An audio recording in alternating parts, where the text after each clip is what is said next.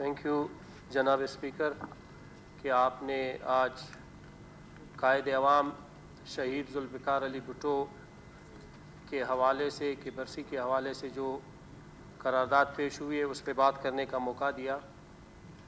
जनाब स्पीकर, दुनिया में हमेशा वो कौमें ज़िंदा रहती है, वो कौमें तरक्की करती है और वो कौमें अज़ीम अक़वाम हुआ करती है जो अपने मोहसिनों के एहसानात को हमेशा याद करती है, अपने मोहसिनों के जो खिदमात है उनको हमेशा याद करती है।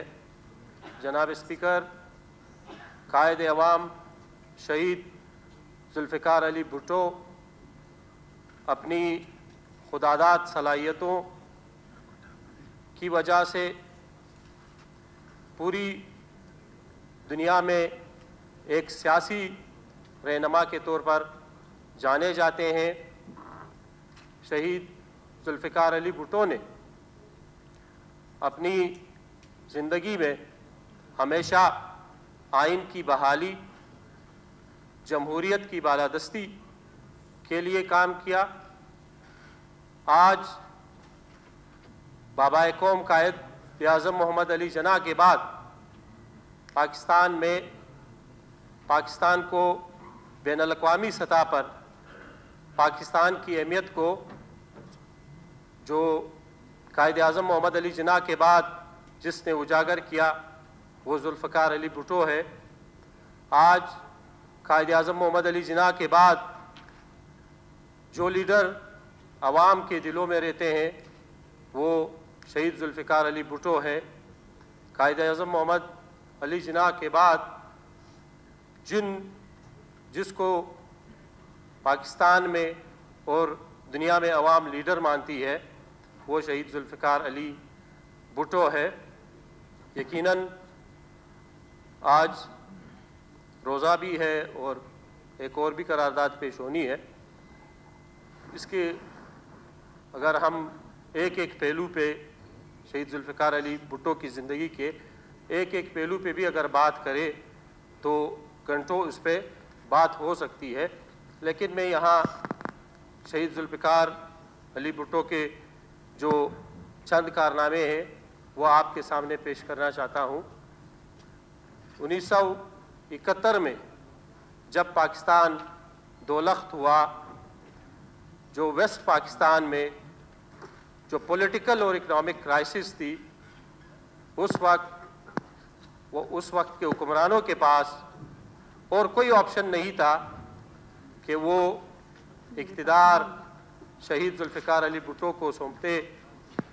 और फिर जब इक़्तिदार शहीद जुल्फ़िकार अली भुट्टो को सौंपा गया तो उसने जिस अंदाज से, जिस तरीके से पाकिस्तान की तरक्की के लिए काम किया और फिर 1972 में जो वार प्रिजनर बने थे 2 अक्टूबर 1972 को शिमला फैक्ट के ज़रिए जिस बाइज़्ज़त तरीके से उन वार प्रिजनर को रिहा किया, यकीनन वो हम सब के लिए बाइश इज़्ज़त है।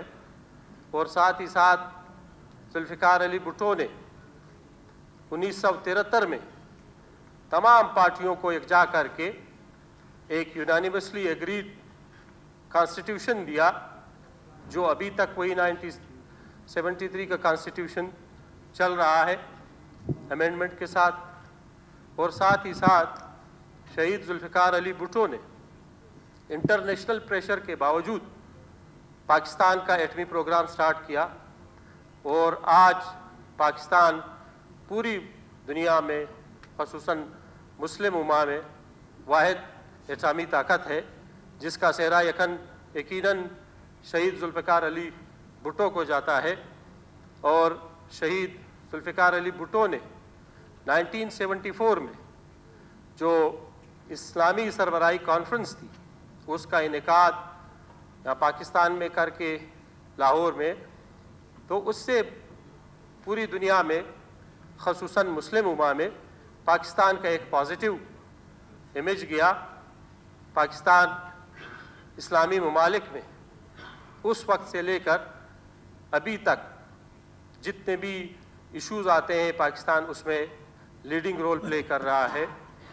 यकीनन आज शहीद जुल्फ़िकार अली भुट्टो को 45 साल बाद जो सुप्रीम कोर्ट ने तारीखी डिसीजन में ये करार दिया कि जुल्फ़िकार अली भुट्टो को फेयर ट्रायल का मौका नहीं मिला है। जुल्फ़िकार अली भुट्टो का कत्ल एक जुडिशल और एक पॉलिटिकल मर्डर था, ये सुप्रीम कोर्ट ने फैसले में इंडोर्स किया है। और उसके बाद यकीनन चारों असम्बलीज़ ने एक करारदाद पेश की कि जुल्फ़िकार अली भुट्टो शहीद को कौमी हीरो का दर्जा दिया जाए। और आज ये करारदाद सारे ऐवान की जानिब से मुत्तफ़िका करारदाद होनी चाहिए कि 4 अप्रैल को एक गज़ेटेड हॉलीडे जो है वो मुकर्रर की जाए ताकि हम इस दिन को सेलिब्रेट करें। हमें पता हो कि शहीद जुल्फ़िकार भुट्टो ने जो कुर्बानियाँ दी इस मुल्क के लिए, उसके बावजूद जो जुल्म हुआ उससे पूरी कौम मुल्क एक सबक ले। Thank you very much.